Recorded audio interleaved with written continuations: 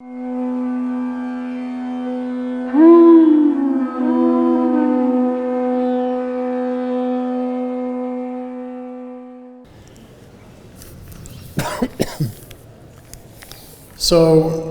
we're reading from the Srimad Bhagavatam, 10th canto, entitled the Summum Bonum, 6th chapter, text number 41, which is a very important shloka for several reasons, which I will explain during the discourse.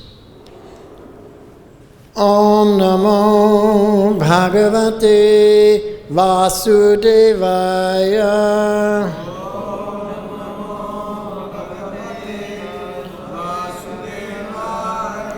Om Namo Bhagavate Vasudevaya.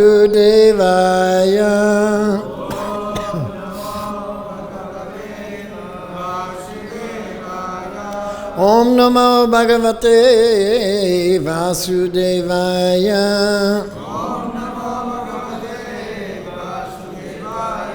Narayanam namaskritya naram chaiva narottamam devim saraswatim vyasam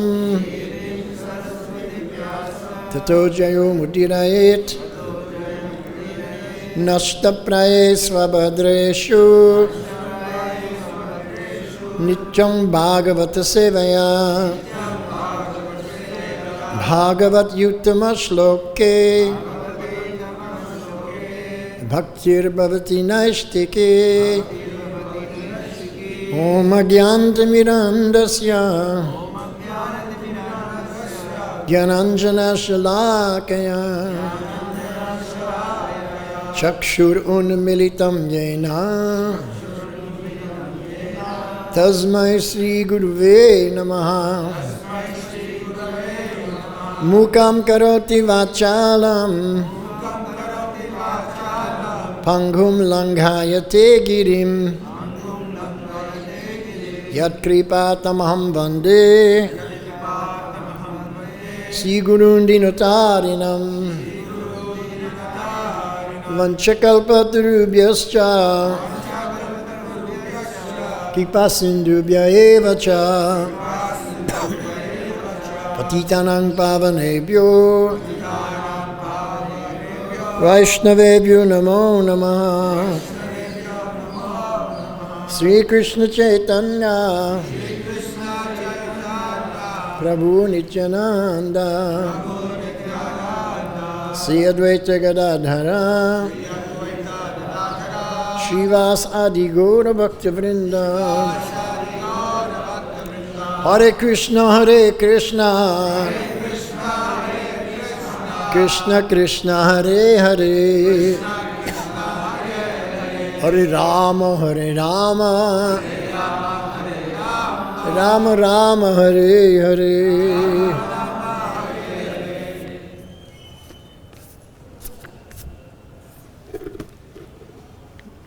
Text number 41. Kaṭa-dhūmasya saurabhyam avaghrāya vrajaukasaḥ kim idam kuta eveti vadanto vrajam āyayuḥ. Kaṭa-dhūmasya, of the smoke emanating from the fire, burning the different parts of Pūtanā's body. Saurabhyam, the fragrance. Avaghrāya, when they smelled through their nostrils. Vraja-okasaḥ, the inhabitants of Vrajabhūmi in distant places. Kim idam, what is this fragrance? Kuta, where does it come from? eva, indeed, iti, in this way, vadantaḥ, speaking, vrajam, the place of Nanda Mahārāja, Vrajabhūmi, āyayuḥ, reached. Translation by His Divine Grace, A.C. Bhaktivedanta Swami Srila Prabhupada.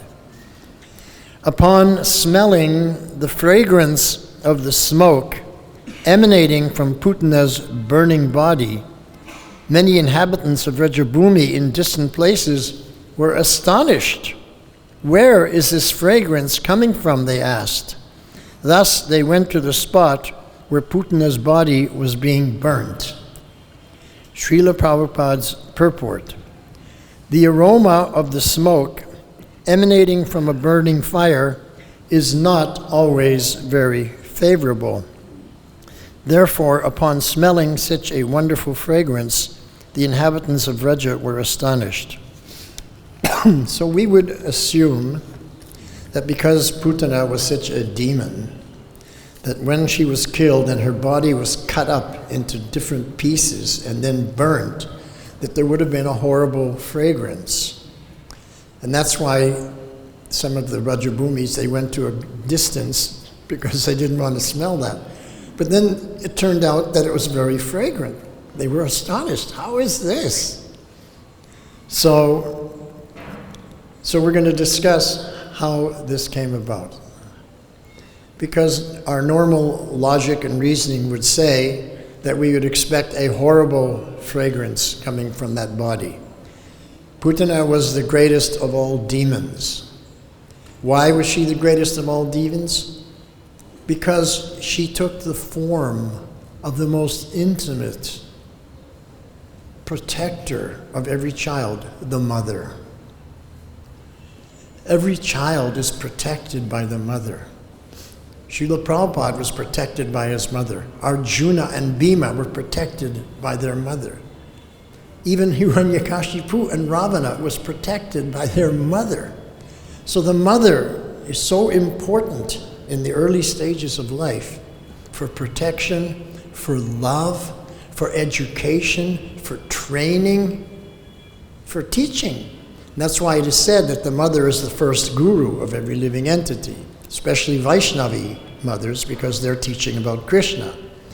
But even the non-devotee mothers, they may not be teaching about Krishna, and maybe they may be teaching about some God, which is a Christian concept, or Lord Jesus.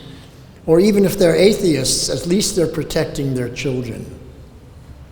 And we all know that a mother is so protective of her children, she would run out in front of a car, risking her own life to save the life of a child. So Pūtanā took the form of a beautiful young Vedic mother, even though she was the greatest demon. Why was she the greatest demon? Because she naturally and normally loved to kill children. The most innocent, helpless of all living entities, she would go after them. So demoniac. I mean, even Hiranyakashipu and Ravana, or Hiranyaksha, they would fight their peers, more or less, although Vishnu was no one's peer, but at least they thought. But who could even talk about how degraded and how corrupt and how demoniac was Pūtanā? So she came in disguise with an ulterior motive. She presented herself as someone who wanted to help the child, baby Krishna, but actually she wanted to kill the child. It's kind of like if we look at world governments and politicians, they're always saying, vote for me and it'll be the best benefit for you. I'll be working for you, but they're only working for themselves, whatever is the best benefit for them. This is the mentality of a demoniac personality, that they'll say the exact opposite of what is the fact. So although they're saying, oh, I'm working for your benefit, actually they're working for their own benefit. When was the last time you trusted your government when they said something? Nobody. So here she comes, taking on the form of a beautiful young Vedic mother. So obviously she had Shakti. These demons had Shakti. They didn't have any bhakti, but they did have Shakti. So when the inhabitants of Vrajabhūmi saw this beautiful woman, they naturally assumed that she was coming for some favorable reason. And so she came to the home of Yashoda and Nanda, knocked on the door. Yashoda Mai answered, holding baby Gopal. And Pūtanā said, "Oh, Mother Yashoda, you are so fortunate. Of all the children in the world, you got the most exalted child. What pious activities did you perform in a previous life to get such a benediction?" She said, "I am bereft of children. My life is a complete failure. But if I could just hold your little Gopal for just 1 minute, my life would become a success."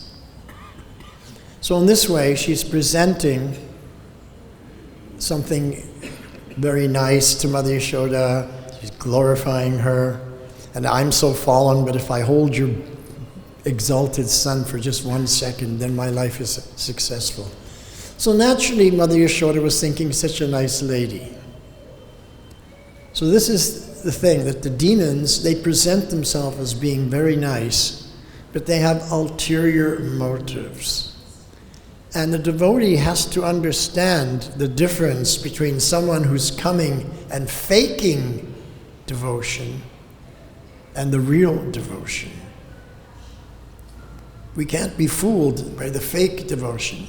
And we've seen it in ISKCON. People come, they're so devotional, and then after a few years, they run off with some money from the treasury. They abscond with money. It's happened in so many temples. Therefore, in Bengali, there's a saying, "Ati bhakti chora lakan." Too much devotion is a symptom of a thief. We should expect normal devotion, but too much devotion, we better be careful. It's a symptom of a thief.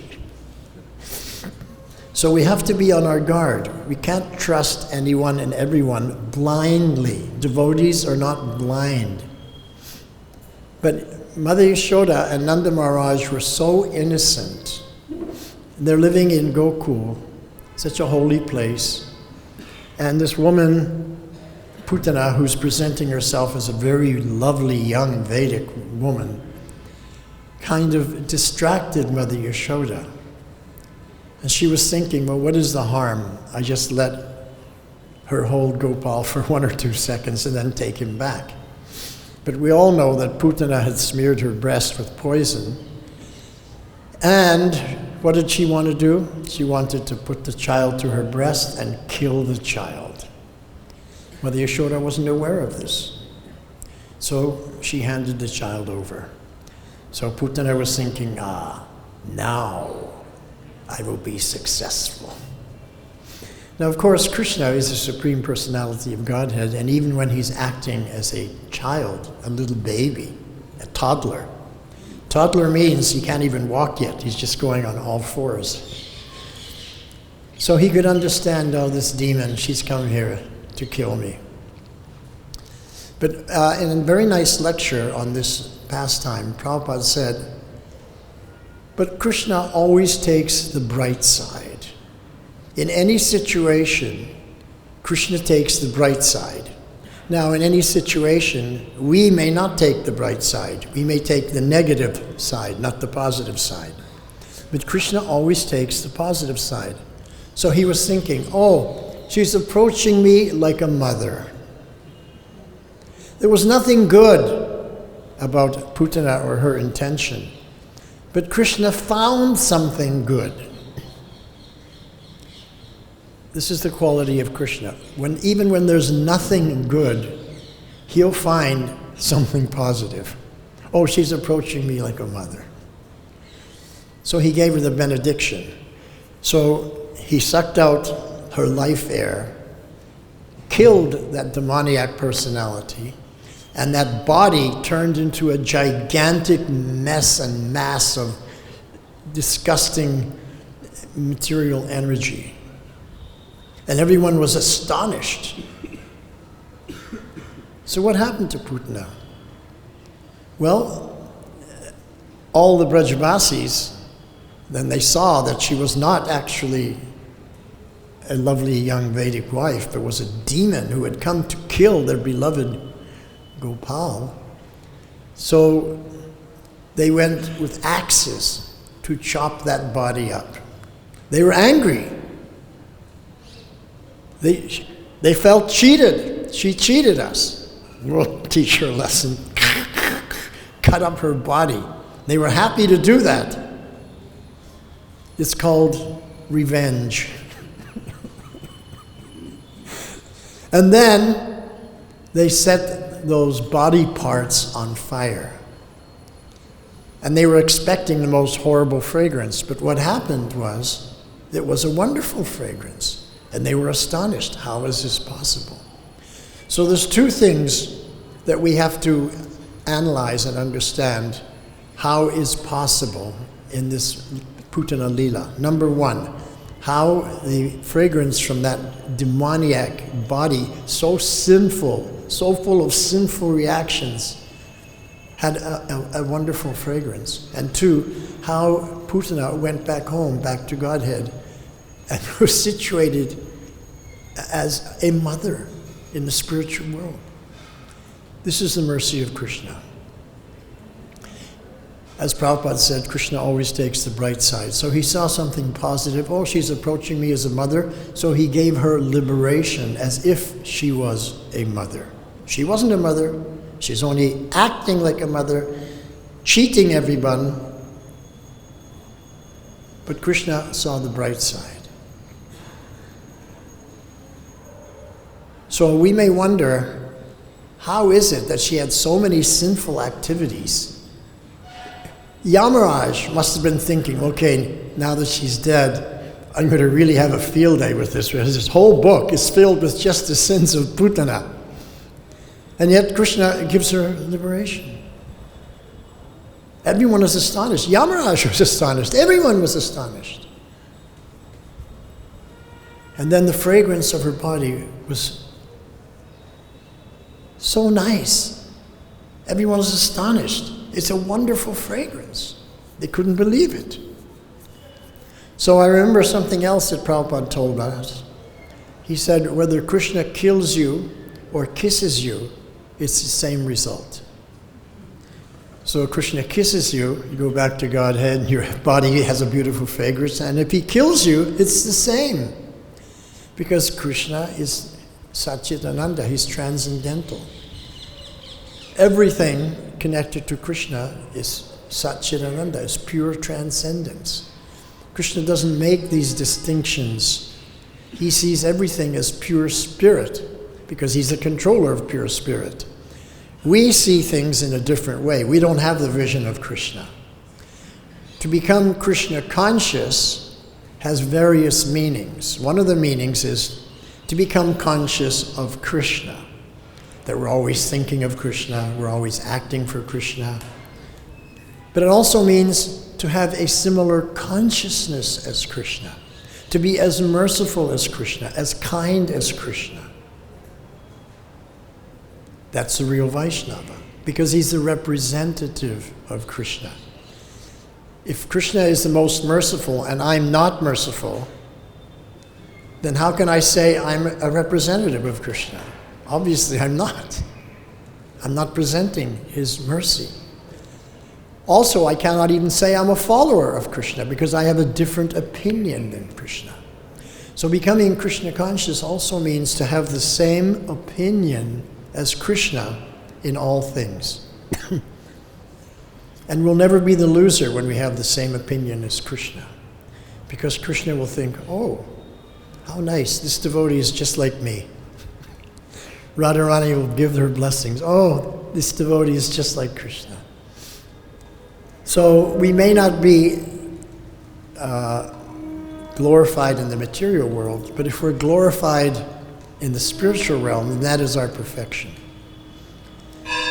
So because Krishna had killed Pūtanā, it was like he kissed her, so all the sinful reactions were burnt up, gone, dissipated, and a very nice fragrance came out because she had gone back home, back to Godhead. She was now back to Godhead. Her spirit soul instantly was transferred to go back to Godhead. The material demoniac body was still there because in an instant the spirit soul goes from this realm to that realm.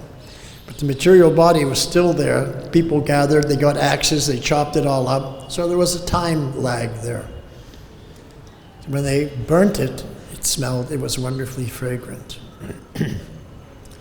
So whenever I hear of the killing of the demon Pūtanā, I always think this is one of my most favorable pastimes. Because no matter how degraded I've been, no matter how sinful I've been, no matter how duplicitous I may have been in my many, many lives, I was never at the level of Pūtanā. I was never that bad. None of us are ever as bad as Pūtanā. Our position is much, much more favorable than Pūtanā. And look at how Pūtanā got the mercy of Krishna. So we don't think we're going to get the mercy of Krishna? What kind of doubt is that? And in the Bhagavad-Gita, Arjuna has doubts. And after Krishna speaks to him, then Arjuna realizes that these doubts are like demons. And he says, "Oh Madhusudan, you're the killer of the demons. Kill these demons of doubt." So when we have doubts, that's the demoniac mentality that's still in our mind, coming birth after birth, life after life. Of course, someone may justify why I'm not getting the mercy of Krishna, because I'm not qualified. But who is qualified? Nobody is qualified. Which Vaishnava do we ever read in Shastra says, I'm qualified? Did Rupa and Sanatana say we're qualified? Did Prabhupada say we're qualified? No, even Lord Chaitanya, he didn't say he was qualified. He was searching, where is Krishna? Kotai Krishna, Kotai Krishna, where is Krishna? No one is qualified. So this false idea that, I'm not qualified, it's bogus. No one's qualified. Why we even raise such an erroneous argument? And Krishna explains this in 1866 of Bhagavad-Gita. Sarvadharman parityaja mamekam shanaram vraja. So he says, forget all those other dharmas. In the purport, Prabhupada explains that so far up to now in the Bhagavad-Gita, Krishna has explained so many dharmas to Arjuna. And in the purport, Prabhupada says, now Krishna is saying, all those other things I taught you, forget about them. Mam ekam sharanam. Just surrender unto me. This is the summum bonum. Just surrender unto me. That takes care of all the other dharmas. Mam, me, ekam, make me number one. Sharanam, surrender to it. Mam ekam sharanam vraja. Vraja is a very interesting word, because here it relates to the residents of Vrajabhūmi. So surrender, make me number one in your life, like the residents of Vrajabhūmi, like they are doing. That's what he's saying to Arjuna. And there's another meaning to vraja,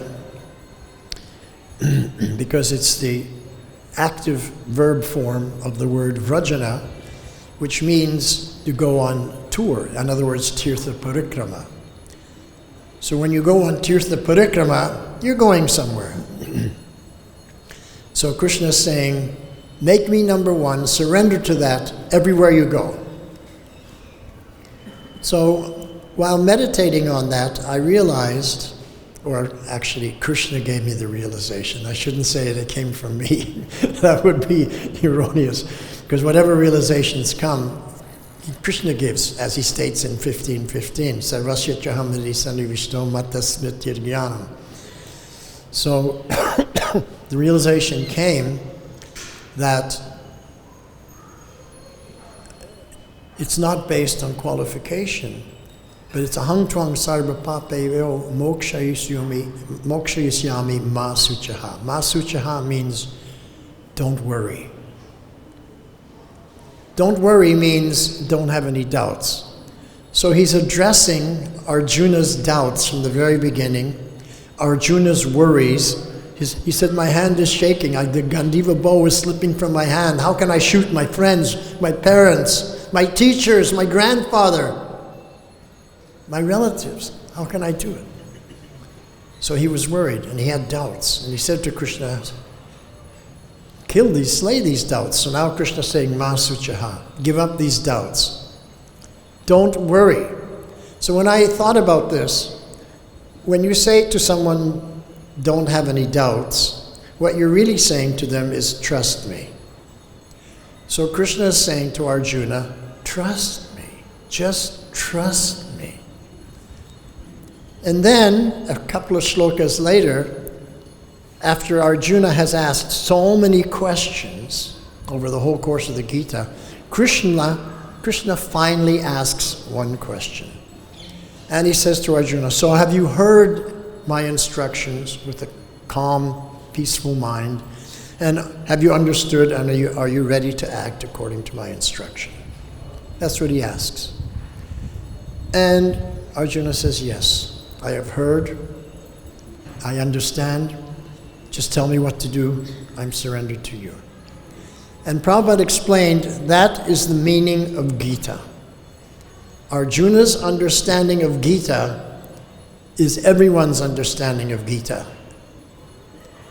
He said that so many scholars, pundits, Mayavadi commentators, 5,000 years later, are writing books explaining what the Bhagavad-Gita means.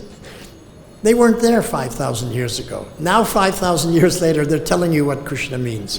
But we can see what Krishna means by the reaction of Arjuna, because Arjuna was there. And Krishna asked him, have you understood? Will you trust me?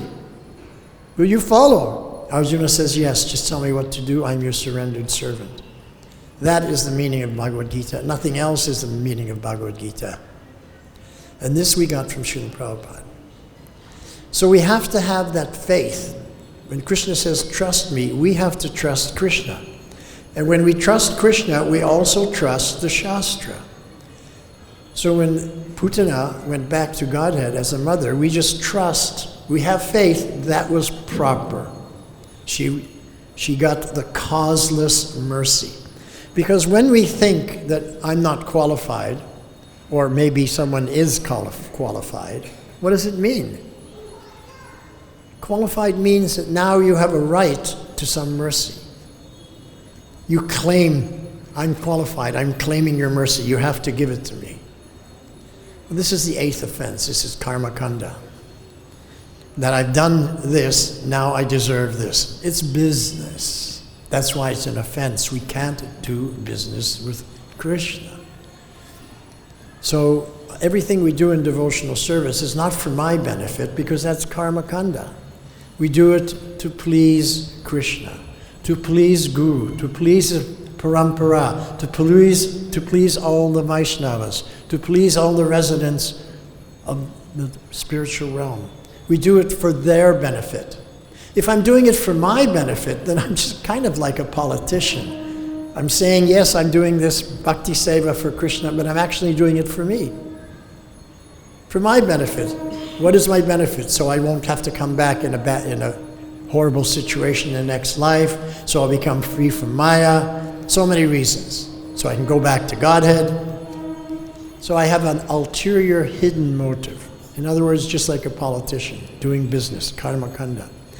But when we just surrender and do everything to please Krishna, then Krishna takes care of our benefit. We don't have to think about it. And I always like to raise this point. Who can take better care of my future benefit? Me or Krishna? Krishna. So why don't we let him take care of it? He can do a heck of a lot better than me. So let him take care of it. So here we have to have faith and trust Krishna that Pūtanā got the causeless mercy. You can't cause it. That's why there's no such thing as I'm qualified. Qualified means that now I'm causing the mercy. There's no such thing as qualified or caused mercy. It's all causeless mercy. By his own sweet will, Krishna gives us the mercy, or he doesn't give the mercy. So I live my life according to this Bengali maxim that Prabhupada taught us. Krishna rake, mareke. If Krishna is protecting you, who can bring harm to you? No one. Krishna mare, rakeke. And if Krishna wants to take away your life, who can protect you? Who can save you? Nobody. Therefore, to become Krishna conscious, we really have to surrender to Krishna. Is it difficult to surrender to Krishna? Well, when we take prasadam, is it difficult to surrender to honoring Mahaprasad? No. Is it difficult surrendering and honor to surrender to take darshan? No. Is it difficult to surrender to the ecstatic kirtan? No. But our mind tries to convince us that it's difficult to surrender on this level or that level or whatever level. And therefore, Arjuna calls these demons of doubt. Our mind is carrying these demons of doubt. Because in Kali Yuga, the demon and the devotee are in the same body. Now in Dwapara Yuga, where Pūtanā had her demoniac pastime, the demon was outside the body. But in our life, our demon is inside the body, and we're bringing it along with us through the mind. So we just have to have shraddha. There's two kinds of faith. There's shraddha and there's andhabishwas. Blind faith, andhabishwas. Blind faith is not very powerful. You can't lead a worldwide movement with blind faith.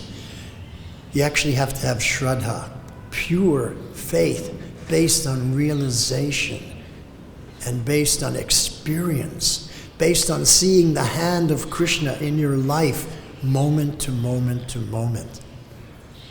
How many people have had that experience where something happens, you say, wow, Krishna's mercy. How many people have had that?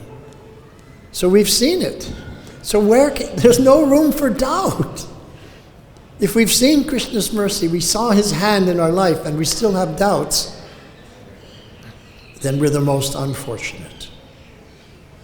But the most unfortunate can become the most fortunate simply by that shraddha, that faith that Arjuna had in the end. He said, yes, now I have understood. Please tell me what to do, I will act accordingly. So we have to be the same. So there's a very wonderful verse one of my favorite verses in the Gita. Ye yatamam prapajyante tam stataiva bhajam yaham. As you surrender unto me, I reciprocate accordingly. So this is called the modus operandi of the Supreme Personality of Godhead. He's revealing it to us right there in the Gita. How he reciprocates with us. We have to take the first step towards him, and then he reciprocates. If I don't take a first step, yayatamam prapajyante, as you approach me, if we don't approach Krishna, then he thinks, oh, you want to remain independent, so I won't bother you, I won't disturb you. That's why we should always be praying for Krishna, I need your mercy. Please help me. Krishna loves to help. We should always be praying for that help. Now Pūtanā, she didn't pray for that help. She had a demoniac mentality, but somehow Krishna took the bright side. He found something positive in her life. So does anybody here think that there's something positive in our life since we became devotees, started chanting the holy name. Yeah, so where is the question of doubt? We should just go for it. There was a very nice, famous song in the 1940s by Cab Calloway, which I like to quote all the time. He said, accentuate the positive, eliminate the negative. That's what we have to do in Krishna consciousness. Accentuate the positive, eliminate the negative. Negative is the doubts. So let's eliminate all the doubts, accentuate the positive, realize that we're on the proper path, bhakti-yoga. Our position is better than Pūtanā. Millions of times better than Pūtanā. So how can there be any doubt? No one's qualified, so throw that out, that I'm not qualified. But I have faith, I have shraddha. I've seen Krishna's mercy in my life. Now I'm going to just have complete faith in Krishna. Will I be the loser? No. Is there any difficulty? No. Just tweak your mind. That's all, just a little tweak in the mind. You don't have to do anything. Just, that's it. Shraddha. So, even the inhabitants of Vrajabhūmi were astonished that Pūtanā, the fragrance coming from her body was so wonderful, even though she was the greatest demon. They couldn't understand. But by the mercy of the acharyas and by the mercy of Srila Prabhupada, we can understand. By the mercy of the Srimad Bhagavatam, we can understand. This is why this verse is so important. And if we don't act that we understand, if we don't follow the understanding that Prabhupada has given us, then again we become the most unfortunate. So it's not, throw out this idea of I'm not qualified, no one is qualified, no acharya, no saint, no one in any shastra said I'm qualified. Everyone says I'm das, das, das, anudas. Please give me your mercy. That's our mood. Thank you very much. Srila Prabhupada ki jai. Any comments or questions? Shruta. I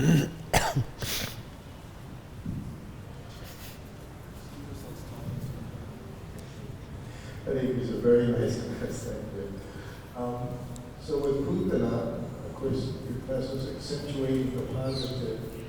You're saying Pūtanā was so much worse than anything we could have done. But on the accentuating the positive side, she's done so much more positively than we can ever do, because she fed from her own breast a helpless little baby, which in one sense that type of love is greater than anything possible. So what have we done to compare to feeding a young baby? Because Krishna sees the positive in what she's done. That's so what have I done? Yeah. Nothing. That's a very, very wonderful question. And such a question only comes from an advanced devotee. But Prabhupada has answered that. And he gave the example of Kamsa. He said Kamsa was also always thinking of Krishna. But devotional service means favorable devotional service. So Kamsa's always thinking of Krishna was unfavorable. Pūtanā's putting to the breast was unfavorable. It wasn't favorable, it was unfavorable. What we're doing is favorable. We're in a much, much better position than her. She came as a cheater, presenting one thing when it's actually another. We're not presenting ourselves as cheaters. We're presenting ourselves as das, das, das, anudas. I'm the most fallen. Please give me your mercy. So our position is much greater than Pūtanā's. She's a cheater, number one. But Krishna gave her the benefit. Causeless mercy. There's nothing she did to get that mercy. It's simply causeless mercy. So taking prasad, chanting in front of the deities, and having festivals, all these things are great and good, and everyone likes those things. But then incorporate the principles, getting up early in the morning every day, maybe dealing with in the bodies, the mind is troubling, family members are troubling, president's troubling, somebody's troubling all the time. So the good stuff we can handle, but how do we prepare ourselves to handle all the rules and regulations so that we can continue on with a steady way? Well, that's a very, very good question, and only such a question comes from an advanced devotee. And the thing is this, that we have to understand our actual position, that we're the most fallen. And so we shouldn't think, oh, why am I having difficulty following this? I'm so advanced, why am I having a problem? No, I am so fallen that it's no wonder I can't do these things. So, but let me try. Let me try my best. So we can ask Krishna or Lord Chaitanya or Guru, Srila Prabhupada, other Vaishnavas, the holy name, please help me. Please help me control my mind. Because it's the mind that what you're talking about that's stopping us from really getting 100% into devotional service. So in the 6th chapter of Bhagavad-Gita, Krishna addresses this problem, tells Arjuna, it's all the problem of your mind. The demons of doubt, they're in your mind. Slay the demons of doubt, control your mind. So Arjuna says, oh, Krishna, control the mind. Easy for you to say so. But for me, it's easier to control the wind than it is to control the mind. How many people agree with Arjuna? But that means we're not having the same opinion as Krishna, because Krishna did not agree with Arjuna. We have to have the same opinion as Krishna. Krishna said, undoubtedly, it's not easy to control the mind, but it can be done. It can be done. And then he explains how it can be done. By detachment and suitable practice. And then in the purport, chapter 6, shloka number 35 in the purport, Prabhupada addresses these 2 points, the detachment and the suitable practice.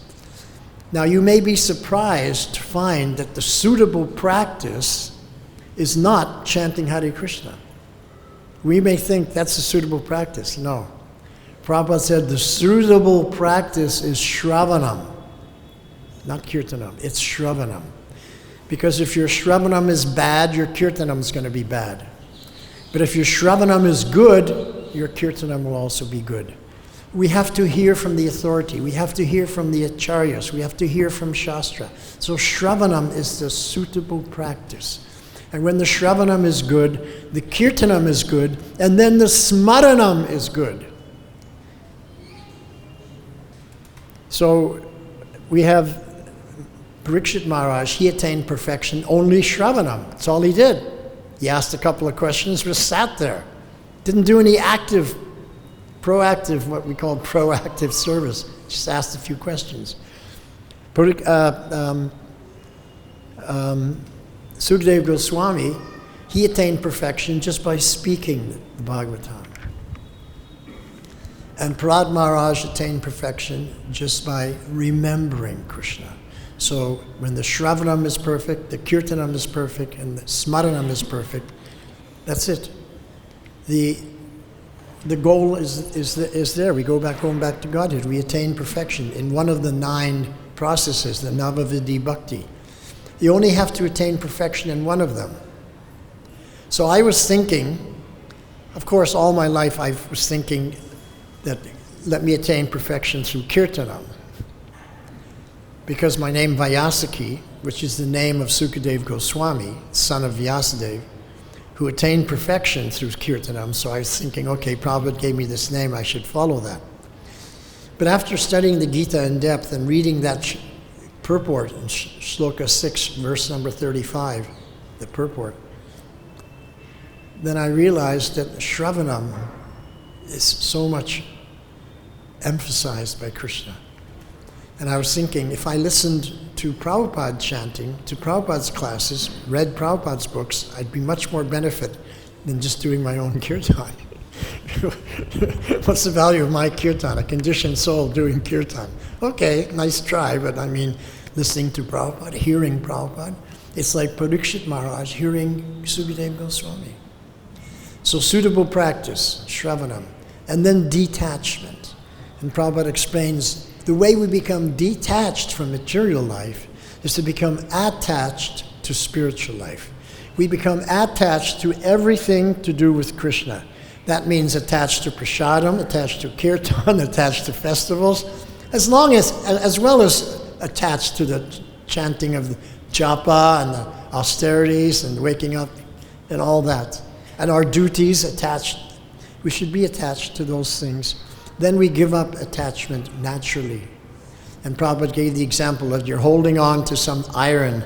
Someone comes along and gives you gold. You immediately put down the iron and take the gold. Why? Because you know the value of gold.